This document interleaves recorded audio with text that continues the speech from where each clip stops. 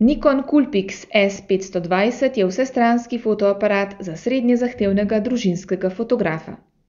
Trikratni zoom objektiv s stabilizatorjem slike in ločljivost 8 milijonov točk so sicer dokaj povprečni podatki, a to še ne pomeni, da aparat nudi malo. Nasprotno, za zelo ugodno ceno dobimo aparat, ki lahko zadovolji velik krog uporabnikov.